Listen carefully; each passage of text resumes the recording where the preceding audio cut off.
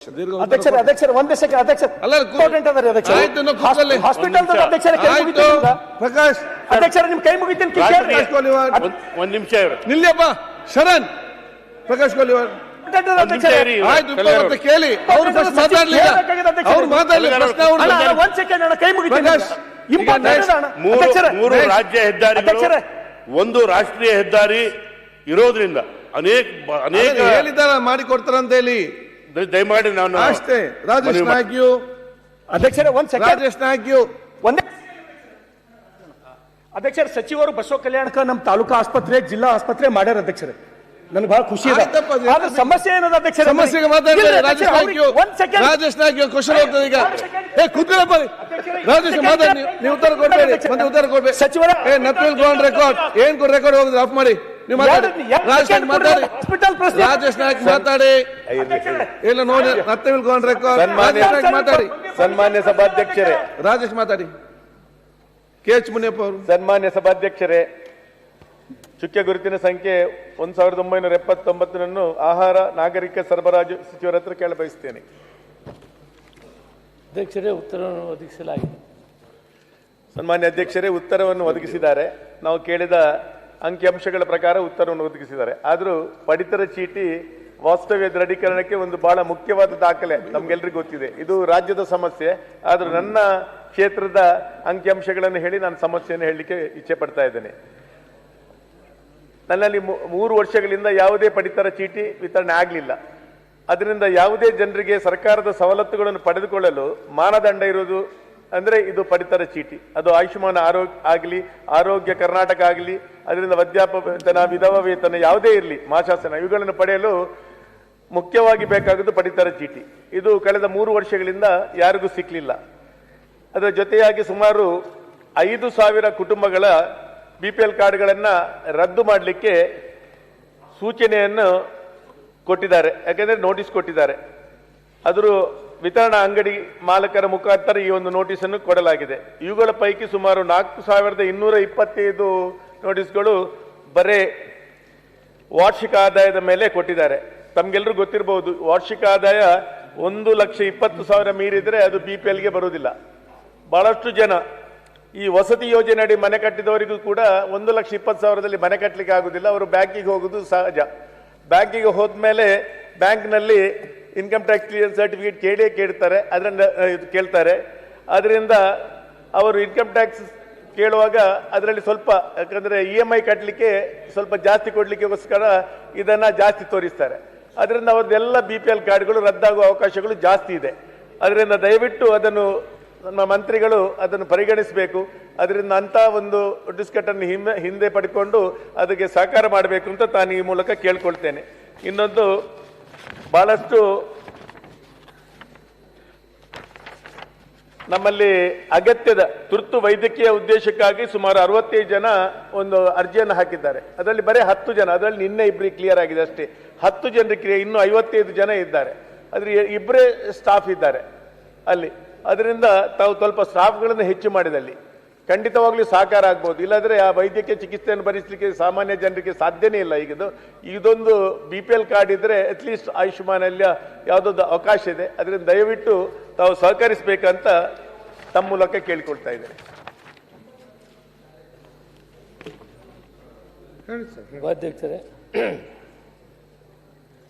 ಸನ್ಮಾನ್ಯ ಸದಸ್ಯರಂತ ರಾಜೇಶ್ ನಾಯ್ಕ್ ಅವರು ಬಂಟ್ವಾಳದ ಬಗ್ಗೆ ಡೀಟೇಲ್ ಕೇಳಿದ್ದಾರೆ.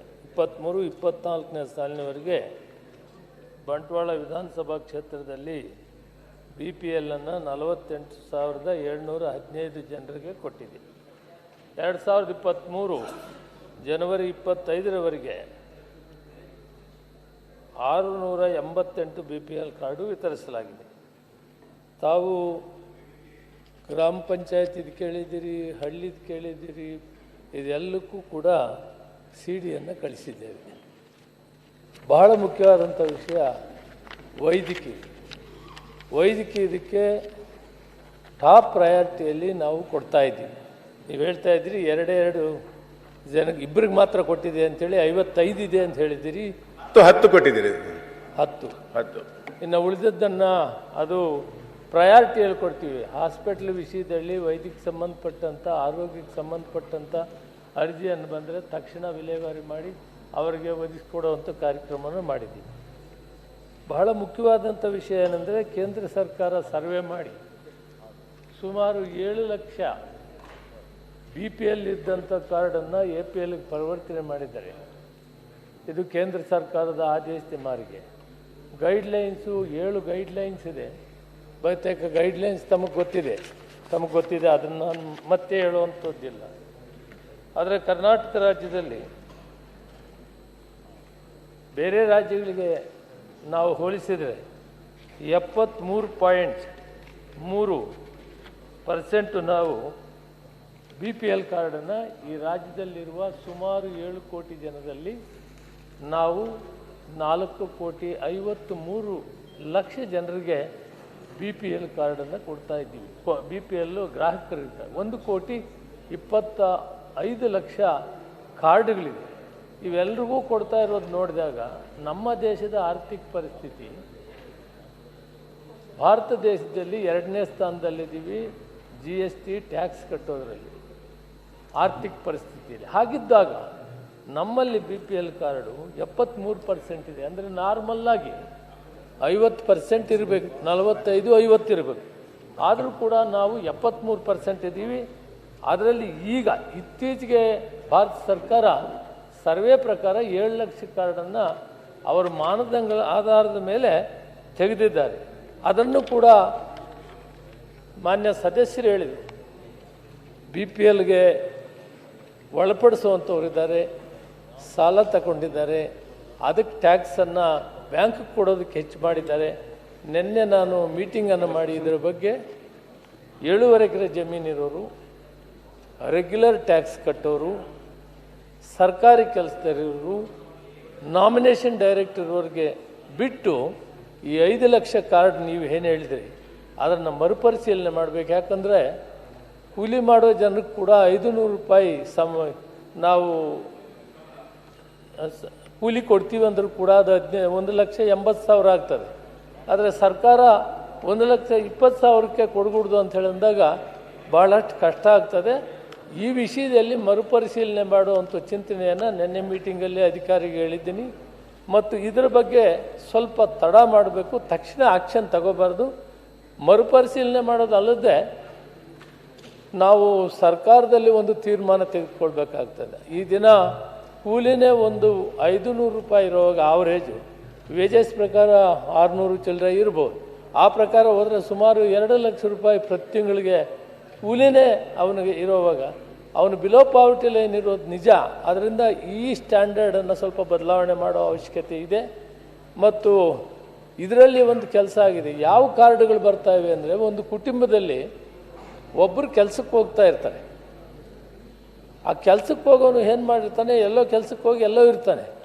ಈ ತಾಯಿ ತಂದೆ ಇವರಿಗೆ ಬಿಲೋ ಪಾವರ್ಟಿ ಲೈನ್ ಇರೋರಿಗೆ ಅನುಕೂಲ ಇರೋದಿಲ್ಲ.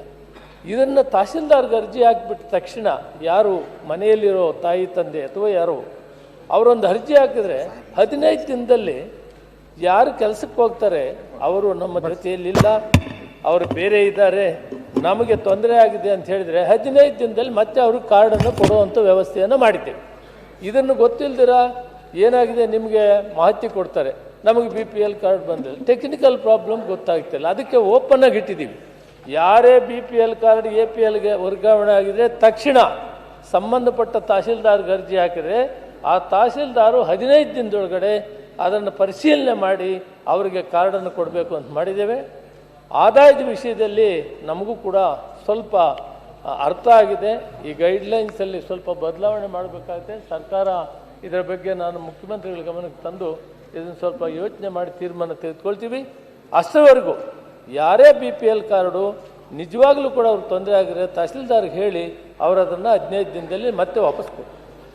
ಸನ್ಮಾನ್ಯ ಅಧ್ಯಕ್ಷರೇ, ಬಹಳ ದೀರ್ಘ ಉತ್ತರ ಕೊಟ್ಟಿದ್ದಾರೆ, ಸಮಾಧಾನ ತಂದಿದೆ. ಆದರೆ ಮುಖ್ಯವಾಗಿ ಹೆಲ್ತ್ ಇಶ್ಯೂ ಅಲ್ಲಿ ಬಹಳಷ್ಟು ಲಾಂಗ್ ತಗೊಳ್ತಾ ಇದ್ದಾರೆ. ಯಾಕೆಂದ್ರೆ ಹಾಸ್ಪಿಟಲ್ನವರು ಕಾಯುವುದಿಲ್ಲ. ಈಗ ಮಂತ್ರಿ ಆಯುಷ್ಮಾನ್ ಭಾರತ್ ಈಗ ಪ್ರತಿಪಕ್ಷ ನಾಯಕರು ನಿಲುವಳಿ ಸೂಚನೆ ಕೊಟ್ಟಿದ್ದಾರೆ, ಅದರದ್ದೆಲ್ಲ ಚರ್ಚೆ ಮಾಡಬಹುದು. ಆಯ್ತು, ಇದು ಜಸ್ಟ್ ಒಂದು ಆದಷ್ಟು ಬೇಗ ಹೆಲ್ತ್ ಇಶ್ಯೂ ಅನ್ನ ಕ್ಲಿಯರ್ ಮಾಡಿದ್ರೆ ಸಾಕು. ಮಾನ್ಯ ಅಧ್ಯಕ್ಷರೇ,